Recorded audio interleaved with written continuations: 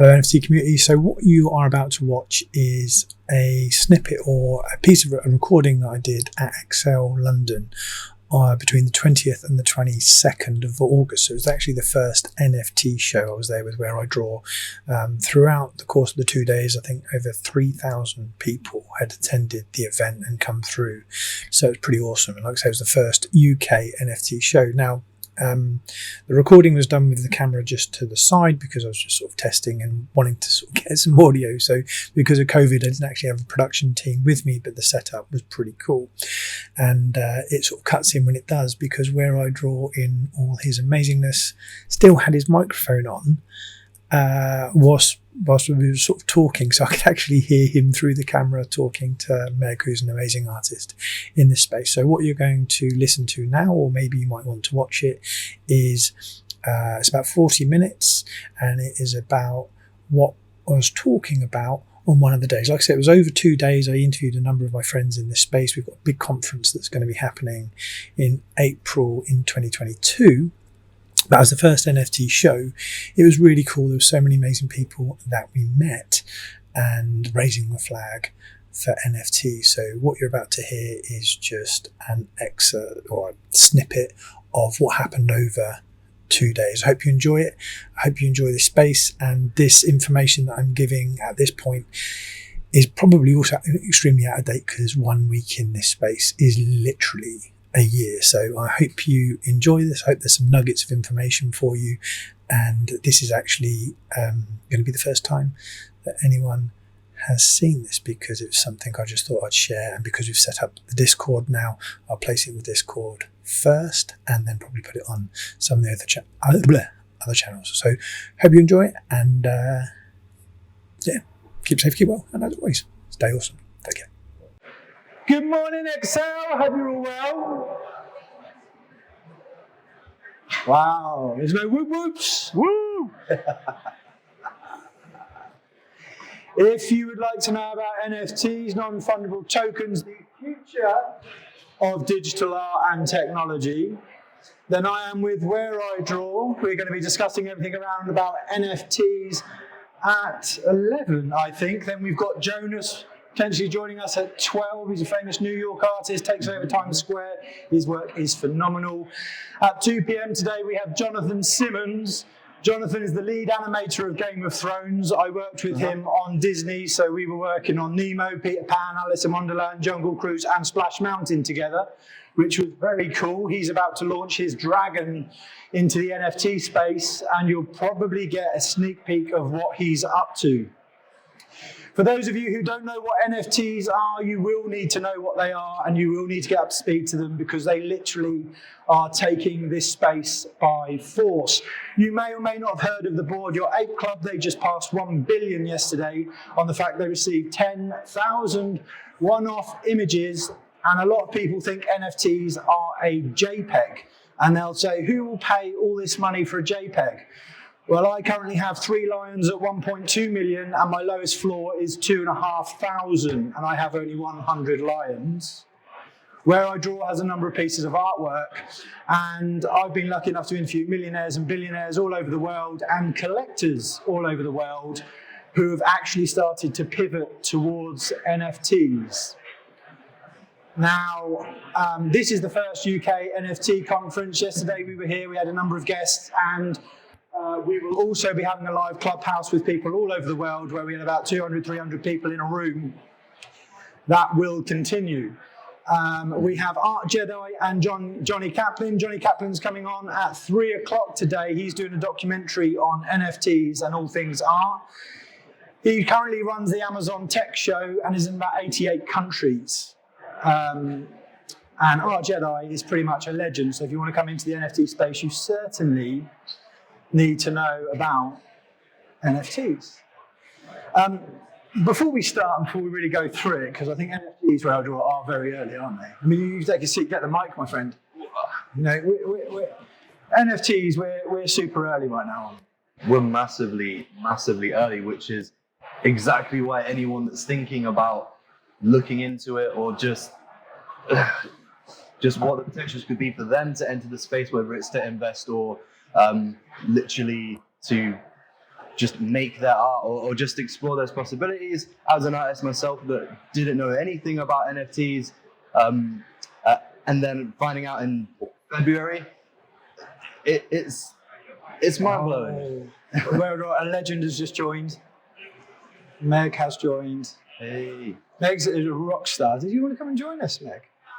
No, not yet. We'll come and talk later. Are you into NFTs? You're new to it?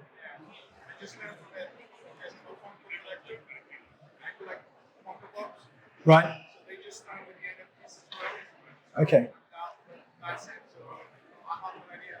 So you're a collector or you're an artist or a collector?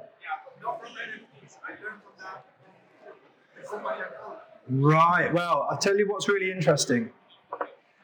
So I collect physical art, and I have for many years, but I'm also a creator and a collector.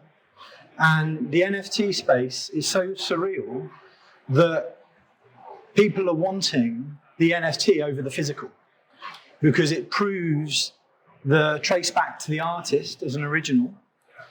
And then the artist always gets 10% royalties forever on the blockchain. And then those who are collecting, so interestingly enough, we'll start the show in a second, but I'll just, hey, you're here, so hey, let's give you the information.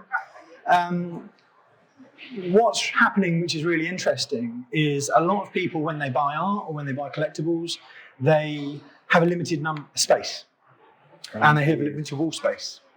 But in NFTs, I might repeat this if some more people come back. My words are being recorded. But it's the easiest way I explain it is that how Netflix has done for films and how Apple has done for music and Spotify, then NFTs is doing that for art right now. So it's digitizing it. I think so. And a lot of people sort of say, well, why would I buy an NFT or why would I buy a JPEG when I can just copy it off the internet and I can just look at it on wire?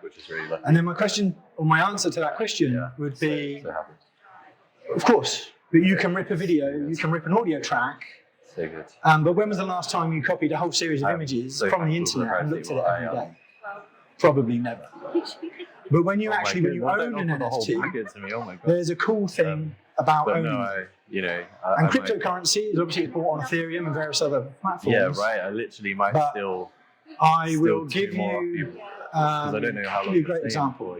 So for me, I came into the NFT space start of the year.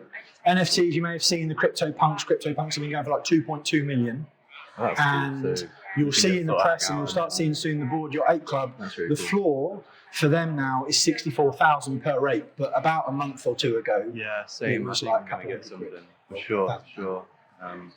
I have an animation studio in the UK, so we animate. We've done Top Gear, we've done stuff for Disney, we do lots of brands, and we make a lot of companies, a lot of brands, a lot of money. But we decided to pivot into NFTs because actually, one of the really interesting things in the film industry, and you'll hear a little about Jono's coming in, is animators and artists are always at the bottom of the credits. So they make the films, and the films are generally awesome, but unless you stay at the end when the lights turn on, you never see the animators. So what NFTs has done is it's allowed I've got one that's artists to be recognised for their work, but also make money on what they're doing. And I'm going to go. I'll start going through some of these things now, because for everyone who's not here is going to probably miss out. And I give you another example. There's an artist who was talking yesterday, and Meg is one of these legendary artists who will be talking later. Tom Box is like a modern day Picasso. I bought his first NFT and his second NFT, and he has a large body of work. Now, in the art space, you've got to make noise to be recognised.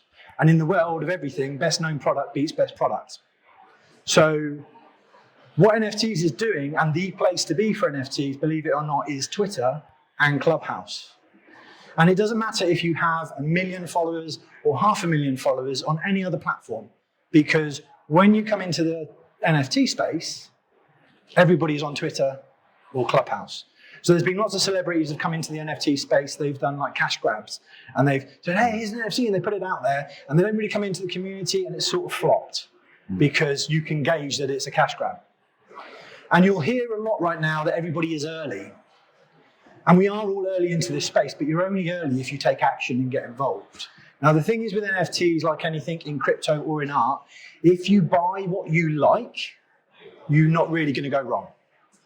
But what is happening with the NFT space is additional to the community is a lot of the crypto investors who've made a lot of money on Ethereum or Bitcoin or anything like that. What they're doing is they're investing some of that into artwork because they're able to appreciate it and see it and have a look. So on this screen here, hopefully this won't screen at me if I go near it.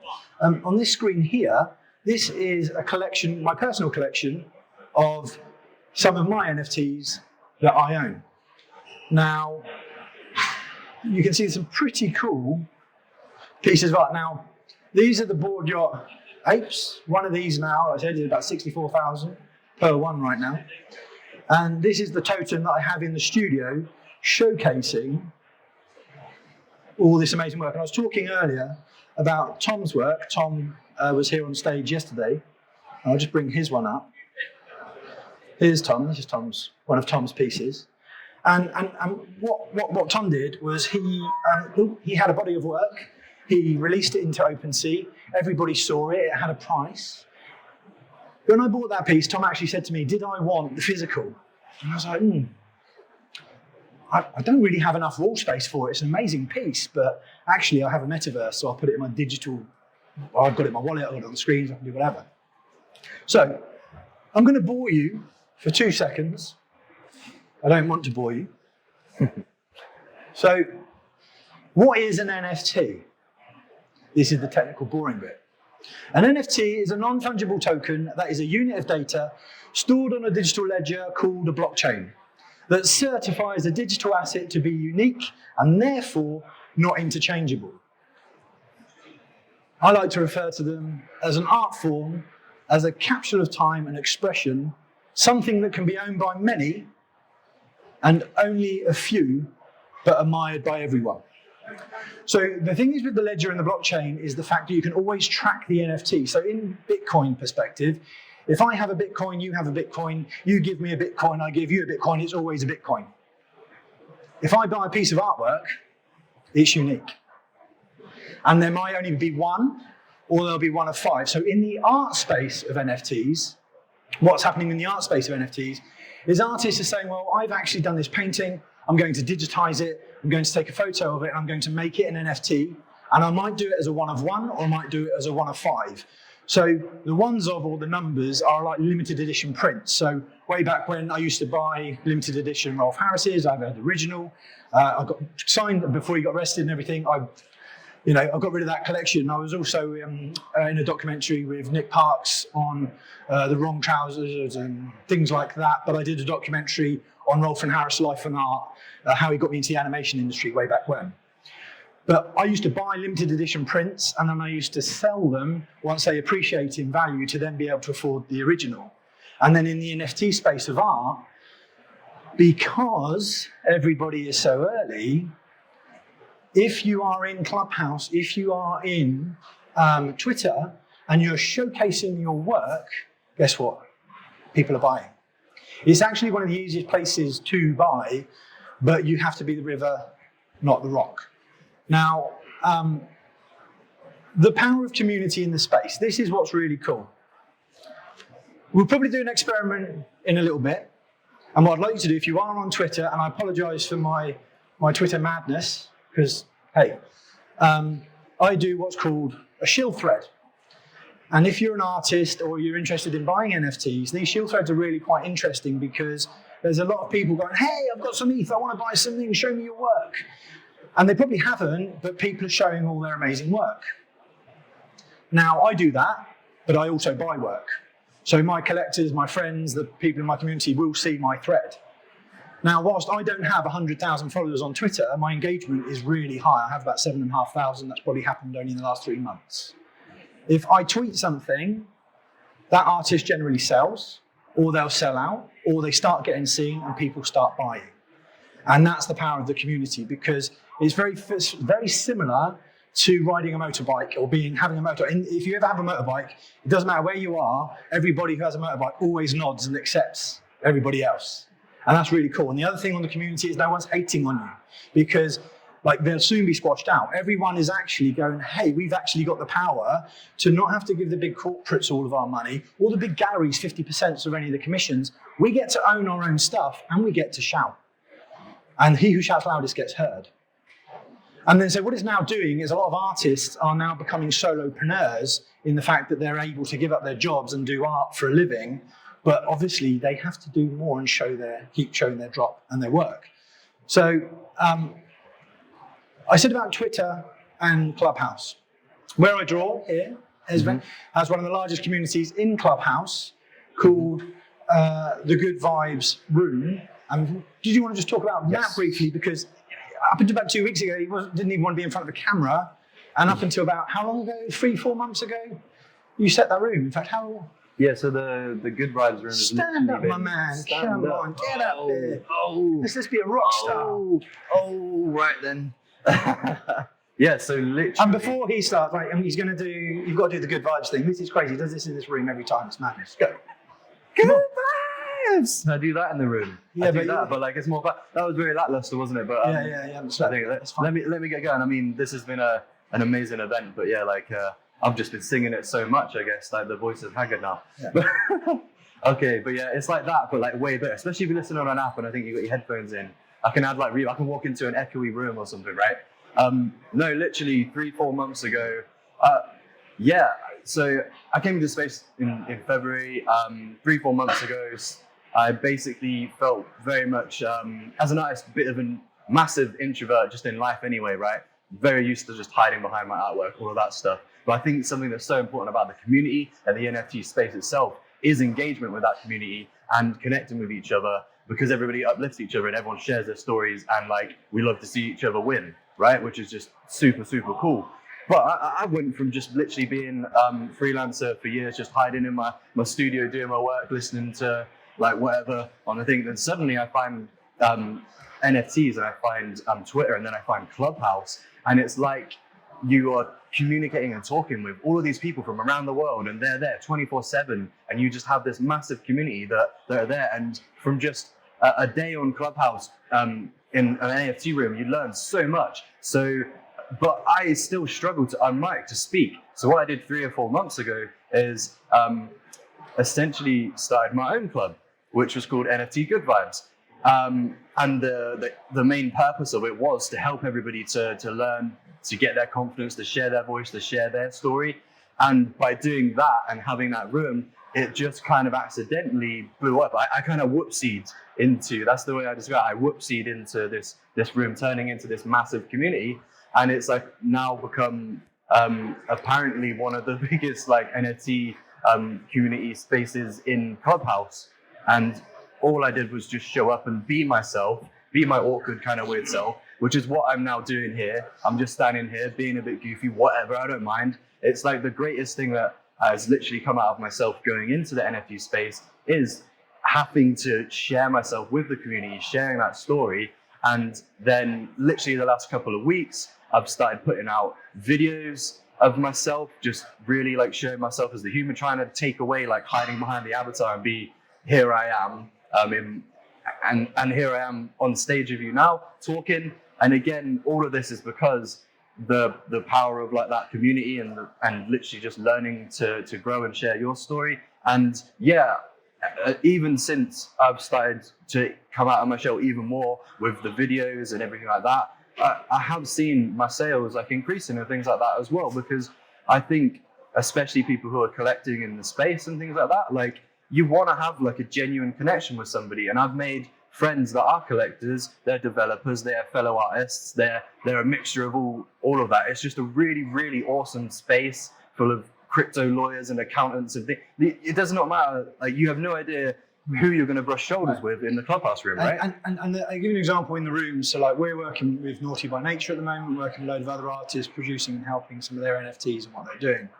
And I'll give you an example in crypto, because crypto, some people are into it, some people don't know. And Bitcoin is, there's going to be 21 million Bitcoins. There's 49 million millionaires. Not every millionaire is going to have a Bitcoin.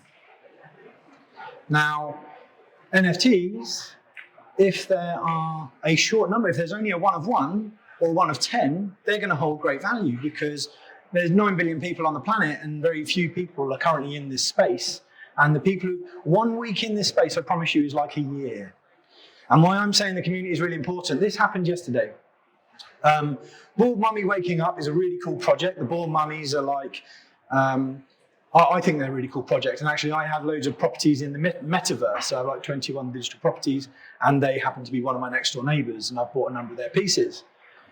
Yesterday, they bought one of my lions for 4.99, which is 12,500. And so that's what, oh, sorry, if I go back, so they put, thanks Ricky for supporting us as well, support each other is key in NFT world, love your work.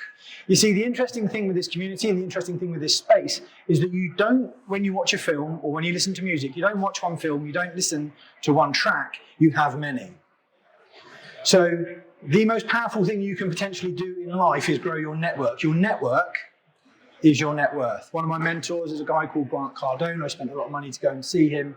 They have all these private jets and everything. Would you rather a billion friends or £1 billion? Now, interestingly enough, for me, I'll frame my story and you'll see why I have this urgency, is that my mission, not only have I had my media production company for so long, is to shine light onto artists to raise their profile. But 4 years ago, I had cancer.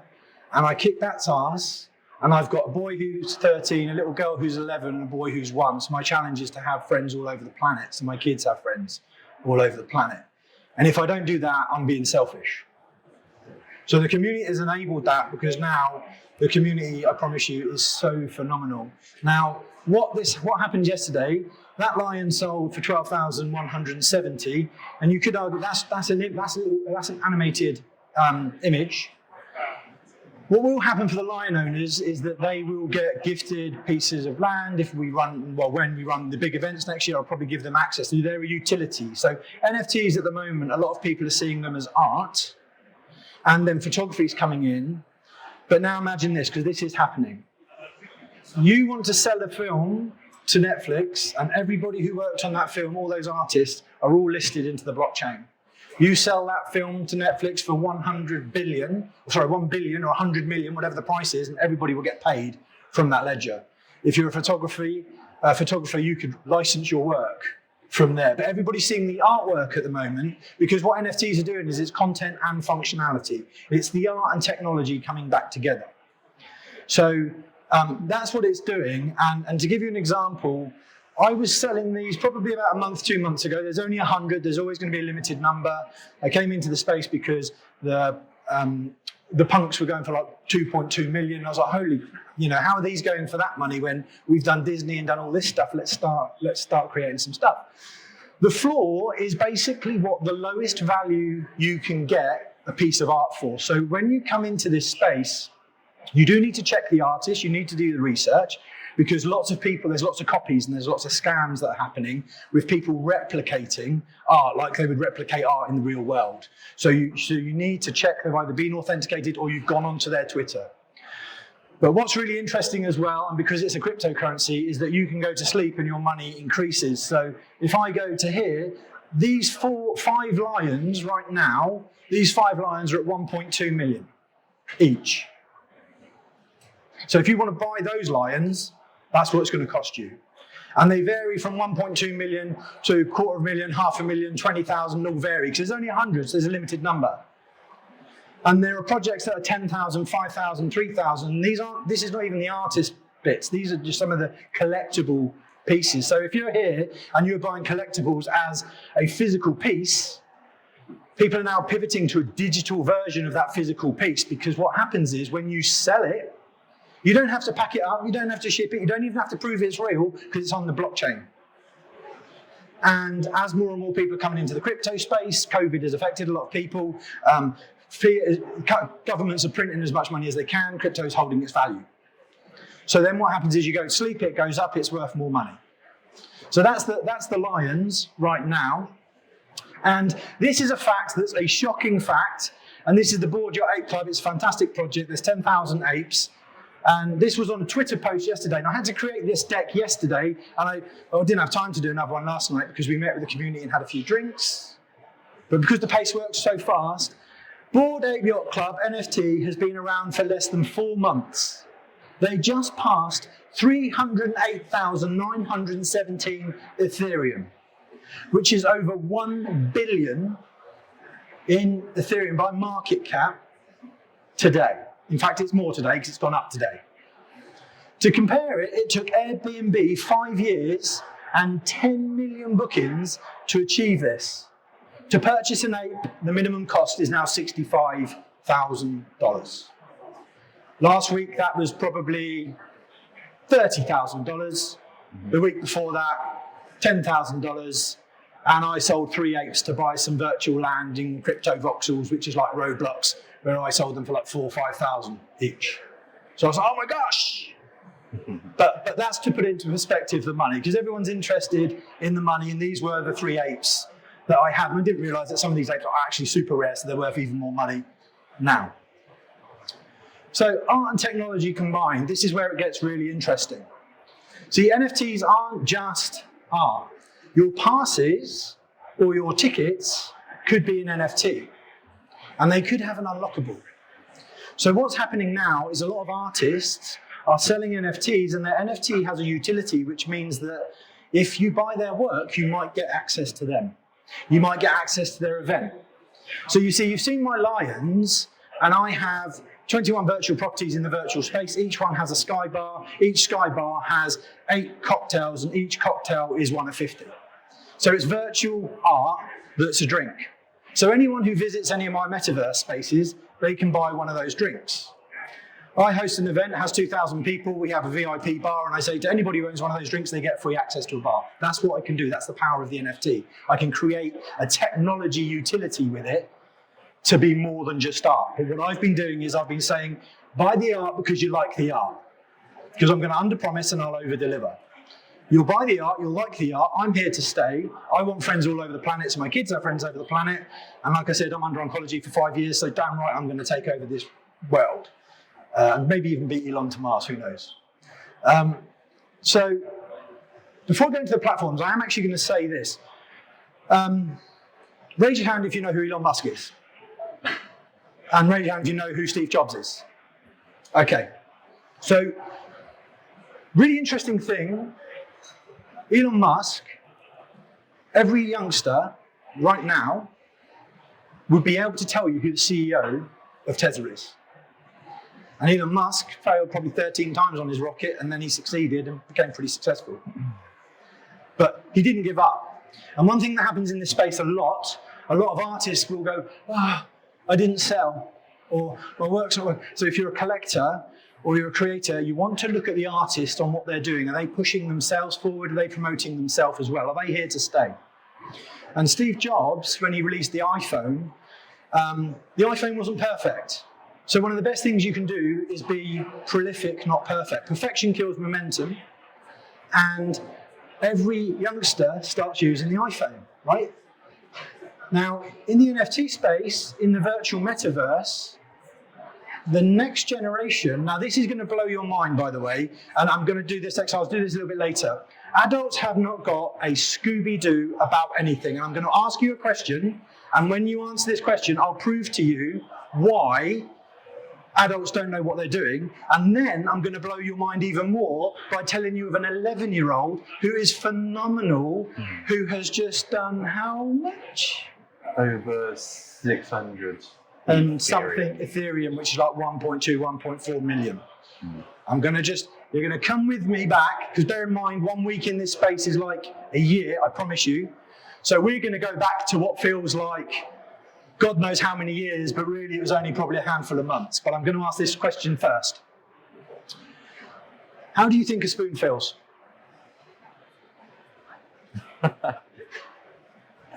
A spoon, yeah.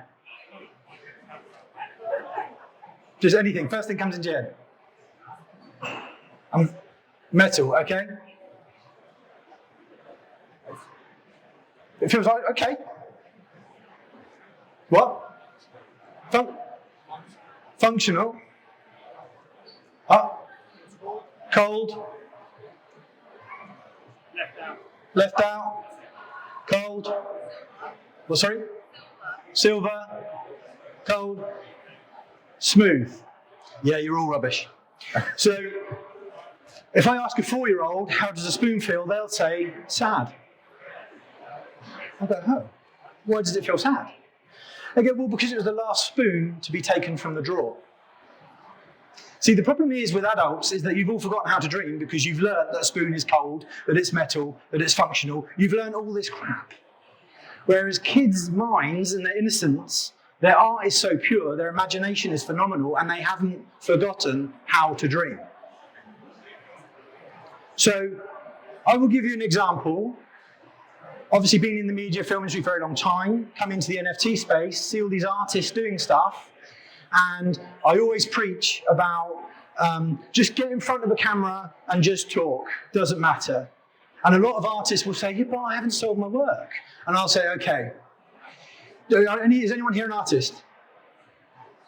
You're an artist. Okay. So if I said to you, you have to sell your piece of work in 2 weeks' time or you're going to die. I guarantee you'll be knocking on the door. Hey, do you want to buy my artwork? Here I am. Look at me. Whoa! That's what you'll do. The kids, because they're growing up on YouTube, they're doing all the stuff that they're doing, they go, hey guys, check out my work. Look, I've just done this and I've just done that. And they're producing these videos. And there's all these artists that are super famous, by the way, in the real world, but in the virtual world, no one knows who they are. And so the kids are on YouTube, they're pushing all these videos, and I've been saying in Clubhouse, hey everyone, you're all hiding behind these avatars. Everyone's got these avatars, no one knows who they are. People buy from people, so show who you are, because that will encourage the sales. And a lot of the guys are going, yeah. Nyla did it, the kids started doing it. I was lucky enough, I bought some of Nyla's early pieces. She released the long neckies.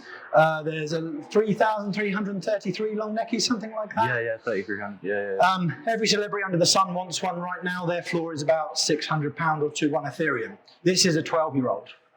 Yeah. And all of the kids in this space are properly crushing it. Mm. And so when you're looking at NFTs as well, or you're thinking about buying, that is interesting because in 5 years or 10 years, they're going to be like the rock stars, like proper rock stars in this space.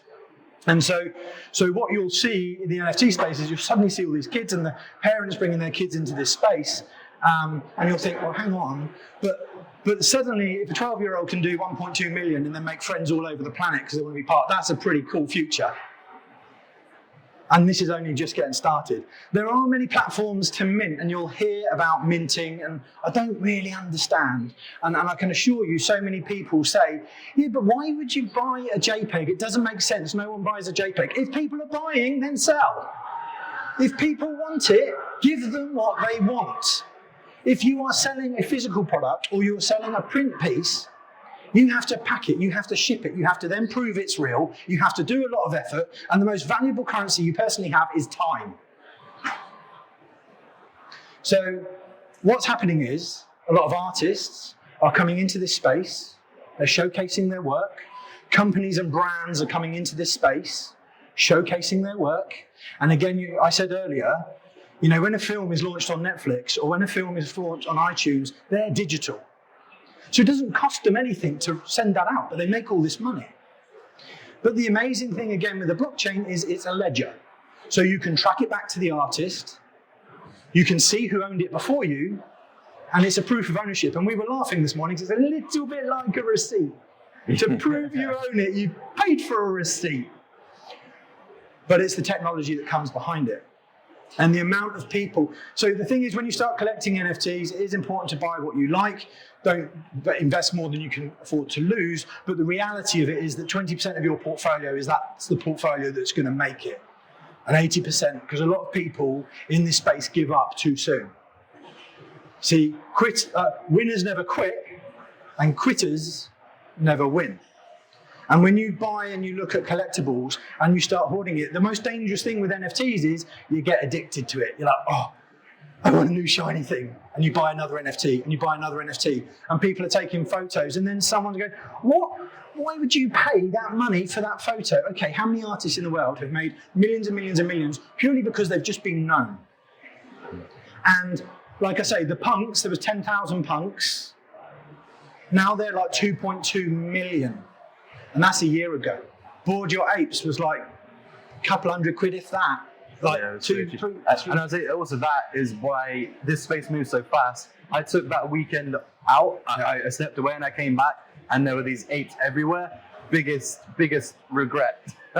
Not buying one of those apes. Yeah. And what's really cool with the community is you can see what other people are doing. You can see who the movers and shakers are in it, because it's not a massive community right now. I mean, it is a big community, but not when you compare it to the rest of the world who aren't in this space. So there's platforms that you can mint on, like OpenSea, Rarible, Known Origin, Foundation.app, and a number of others, and there's a bit of a race. But this is where you buy the digital artwork. So what you're doing is you're buying this digital piece. And I think that's my next one here, so we can share a platform. How NFTs are shaping the future. So what's been interesting in Clubhouse, and what COVID has done and why Clubhouse has been really good, is that people I would have spent hundreds of thousands of pounds, and I have, to be with them, to ask them how they became billionaires, how they did what they do, and how do you get a private jet? Because as I said, 4 years ago in December, I had cancer, and I went, holy shit, I'm now going to have to start sorting stuff out so that my kids actually have a proper future here. So I started interviewing all these successful people, and they just got stuff done. And a lot of these people were actually buyers of art, buyers of collectibles, and they also, and myself, had this mindset of, I do quite like the physical, and people sort of go, yeah, but you sort of want the physical. Anyone who's been in this space for probably a couple of weeks or a month has gone for they want the digital, because the digital has a higher value. Because if you want to buy it off me for 5,000, I just send it to you. If you want to buy it off me for 2,000, I can sell it to you. And when projects are launched, they're launched at like 0.02, which is in Ethereum, and then they sell it literally the next hour for double or triple or quadruple. Mike Tyson did a drop 2 days ago. The pieces were like at 0.2. Within about 10 minutes, it had moved up to about 1 Ethereum, which is £2,500. And by the way, Ethereum is going up now, so it's probably about £3,000. Mm-hmm. So that is what is happening. And like I said, lots of celebrities are coming into this space, but lots of artists are thinking, well, because it's tough being an artist, it's tough being a photographer, a filmmaker, and do you know what? With COVID and everything else, everything's fucking tough, to be fair. And anybody who says it isn't is talking out of their backside, because it is tough. But also, I think another cool thing about that is when we say there's a secondary market, but also for the artists, you are still getting a piece of every secondary sale that's happening. Oh yes. So this morning, I woke up, didn't have much sleep. I woke up to 1.4 Ethereum, which is about 3.5 grand in secondary sales, which was 10% on the sales of the Lions from the last month. So I've only had 100 Lions, by the way. I'm going to be dropping Jungle Friends, I'm going to be dropping loads of other things, but I only had 100 Lions. So if you have a body of work and you have a load of collectibles and you're starting to put that out and people see that, then imagine what you're doing. Like the mummies that launched, they released like 10,000 pieces. Their product is amazing, and they've done like 360 ETH, which is now well over 500,000 in a week. Because everyone's going, that's really cool. Hey, crypto's the new cool kid in town. NFT's the new cool kid in town. What is an NFT? Okay, so it would be good for you to understand the technology, connect with people, follow me on Twitter, follow my community, because I guarantee next year this is going to be bigger and better. You'll see the Lions. There's 5 Lions at 1.2 million. There'll be a lot more Lions at that price next year. Mm-hmm. And they'll keep on going. But Meg doesn't want to talk right now. He's going to talk a little bit later. Mm-hmm. But as well on marketplaces, I think at 1 p.m. I'm going to mint something live. Yes. So you can literally see how many clicks it takes for me to put up one of my pieces of artwork, right? Yeah, and so here's another thing that's really interesting. Where I Draw's got an amazing Instagram. Lots of people who come into this space who are influencers have great Instagrams, and people like the images. So they've got this body of work, but that's just likes. Come into Twitter, turn your artwork and the stuff that you've been posting into digital art and sell it. Then you've got nothing to lose. So, yeah, you're going to do a live mint. Yes. What time is it, please? Because Jonas will be coming on, I think, so just need to make sure. We are 20 to 12 right now. Excellent, because Jonas hopefully will be joining us at 12 o'clock. Jonas is an artist who sells his photography for about 40,000 per one. His sculptures are around about that price. He takes over Times Square in New York. He's phenomenal.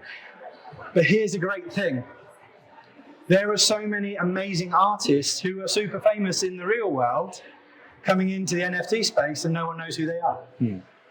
So then they have to come into the community and they have to say hi, comment on the work, and have to put in the work to the community, so then the community can say, hey, that's cool.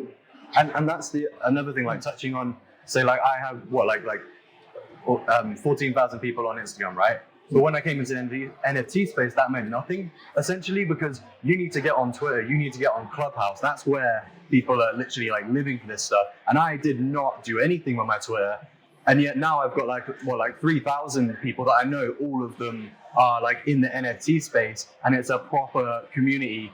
So I think it's a game changer. My point is that you don't have to be some massive artist. It does not matter. And in fact, the point is it won't matter if you are, because if you don't engage with the community, you're not gonna, I don't think you do. You might get a cash grab if you're a big up, but then that's it. People don't like it. No, and I think the other thing is that's really important, even if you don't want to post on Twitter, it's a great place to learn what's going on. Because the community call out fakes very quickly, and they also show you what's trending. And there's Discords. And there's Discords that they're in, that when the artists drop, they say in their Discord they're about to drop before it goes anywhere else.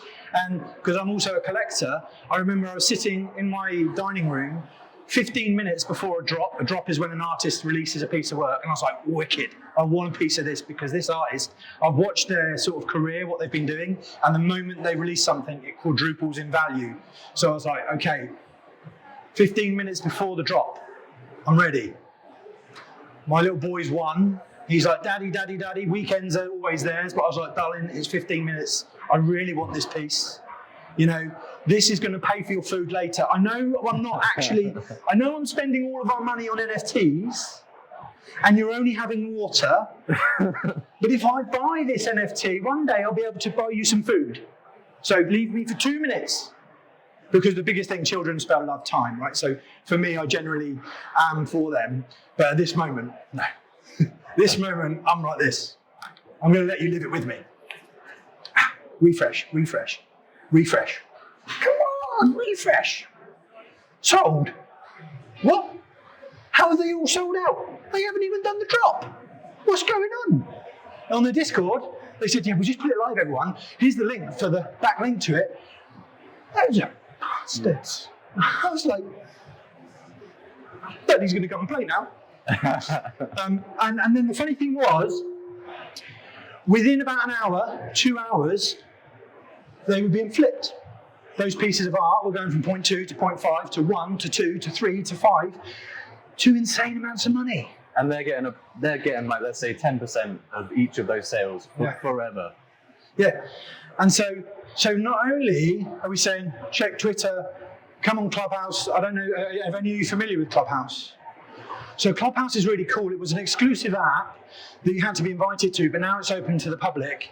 And what you do is you just listen. It's like a radio station that you can listen to speakers, but you can also put your hand up and you can ask a question. So it's like these virtual global massive conferences, but it's just like, you know, we'll have a Clubhouse room, we'll have one later. We had one yesterday here, and we'll have one again today, and it has hundreds of people from all over the world. And the most amazing thing again with NFTs is it's digital. So we don't need you to come to an event to buy my stuff because, hey, it's on the big wide world. I said, I have 21 properties in the metaverse, and when I go to sleep, people come and visit my properties. And then they buy artwork because it's a virtual gallery. Now, if you'd have said to me a year ago, you're going to have a whole load of virtual galleries, you're going to be playing like Roblox like your kids do, and by the way, you're going to be selling JPEGs, I'd have said you're as mad as a box of frogs. And so that's what's happening. So for me, I would seriously look into it, whether for you buying stuff personally, or even looking at doing something yourself. But a lot of artists will say, oh yeah, but it's not about the money. It's always about the money. You know, people say, oh, you know, right, okay. So If you're poor people aren't able to buy anything. So if you can make some money, or you can create some artwork, or you're a collector and you can flip and you can sell, then you've got freedom. Yeah, and I mean, on that, literally to put it into perspective, obviously I've worked as a freelancer for blooming years, and like month to month, constantly, like if you freelance, if you like have clients, you know the stress that it can be the second that you have like even a week where you like not got any work. It's so stressful financially. You're always watching. In the last like week, 2 weeks, I've made enough to be good for like a good couple of years, and that is like that's an amazing success story, isn't it? And I'm gonna, Meg, I know you're not going to talk. You don't want to talk right now. But Meg is actually a superstar. Can I ask, how much ETH have you done so far in the last traded? No. I've probably done over 100. Okay. Now you didn't hear that, and then that's in how long? Just under 2 months. Okay. So in just under 2 months, and again I tell you, a week in this space is like a year. 2 months ago, Meg was in Clubhouse. I was listening, we were talking, I was checking out her work on Twitter, and I was like, oh yeah, well, I'm going to come back, I'm going to get a piece of that. I love that work. And every time I went, it was bloody sold. Meg's just done 100 ETH in 2 months in trading, which in today's money that's a lot of money. Hey, drinks are on you.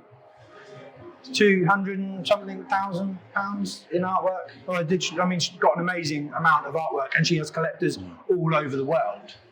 And Meg hasn't actually been really pushing yourself to stuff, because people have been going to Meg for her work because she's had this body of work.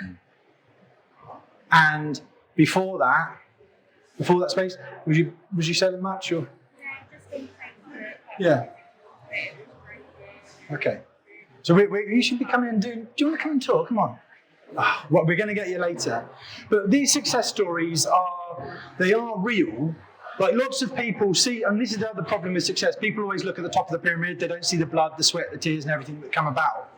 But right now, this space, if you look at a project, a collectible project or a piece of artwork, and you like it, those pieces will go up in value because they're digital. And because they're crypto and they're based on the blockchain, of course they can go down, but the reality is if you're going to hold it, and you're going to hold it for a period of time anyway, that you don't need to flip it, then it's going to go up. Like about two years ago, Ethereum was like $1 or whatever, and Bitcoin was whatever, and now Ethereum is at 3,000, and probably by the end of next year might be 20,000. So not only are you having an asset in art, in crypto, it's an appreciating asset, because if you've done your due diligence and the artist is successful, or the company or the project is successful, and you believe in them, then it's only going to go to the moon. A piece of work that I wanted that dropped, and I looked at it, I thought, this is really cool. I went to bed last night, I thought I might buy it. This morning I woke up, it was like double the price. And that's because more and more people are coming into the space, and on a planet that has 9 billion people, suddenly 1,000 pieces, 200 pieces is not a lot. And then if you're making noise and you're going on stages, I've had so many companies that have come to me and said, we're thinking of putting our platform, our games, our toy, our characters into the blockchain. What do we need to do? So again, this is like the technology tsunami, like Netflix. Blockbusters died. They should never have died, because they should have been the next Netflix. Artists in this space, in the collectible space, art generally, technology, the fusion. If you have anything in this space and you want to invest, then you seriously need to come into this space, because it is a proper revolution. And it is, I promise you, it's like nothing I've ever seen, because in a week is generally a year, and there are lots of different success stories. You can just say some other success Hey? stories. What other success stories we have? Or do we see the future? Look at Sevi. I mean, Sevi, yeah. Sevi's an amazing example, right? Literally. Can you hear me? Yeah, we can now. Okay. Yeah, so Sevi is, I believe he's 9 years old. Yep. He's a young boy from the Philippines, and he was actually diagnosed with autism. And so his parents, to really, really support him. They took him to, they took him to loads of things. And one of the things was art therapy. And it turned out that he is insanely good at art. Like,